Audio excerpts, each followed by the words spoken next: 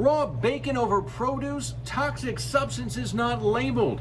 Those are just two of the health code violations health inspectors uncovered at Valley Restaurants this week. Los Tres Amigos at Broadway Road and Mesa Drive in Mesa. 3 major health code violations. No paper towels in a restroom. Raw bacon stored over produce. Cheese sauce and salsa not date marked. The Liberty Station on Pima Road off Thompson Peak Parkway in Scottsdale. 3 violations. An employee handling dirty dishes, then clean dishes. Baked beans out of temperature had to be thrown out. Cooked meat not kept hot enough. Cheney Fusion Grill at Chandler and Rural Road in Chandler. 4 violations. Employee jackets and backpacks stored on top of food. A worker not washing his hands properly. An open bag of flour stored on the floor. Tomato and onion gravy not held to the proper temperature. Salsida's Mexican food at 24th Street and Roosevelt in Phoenix. 4 violations. A large trash can blocking a hand wash sink. Raw chicken stored over raw pork. An employee not cleaning utensils properly.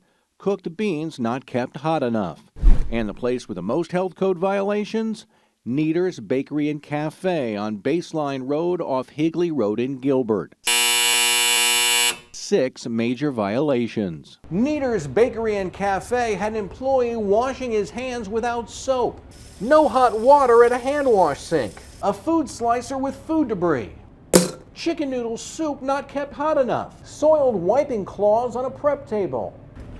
And toxic substances not labeled. The restaurant is now on notice to clean up or could face legal action. Jason Berry for Arizona's Family. And now here are the spots that got perfect health inspection scores. These are the restaurants on our Dean's List this week. Hey. Skateland at Mesa Drive in Southern Mesa. The Roaring Fork at Chaparral and Scottsdale in Scottsdale. Diamond Dot Market at Santan and Power in Queen Creek. Tamari Fine Japanese Cuisine at Guadalupe and Galveston Gilbert. La Casablanca at McQueen and Riggs in Chandler. And BJ's Restaurant and Brew House at Power and Superstition Springs in Mesa. To see the full report yourself, go to our website, azfamily.com.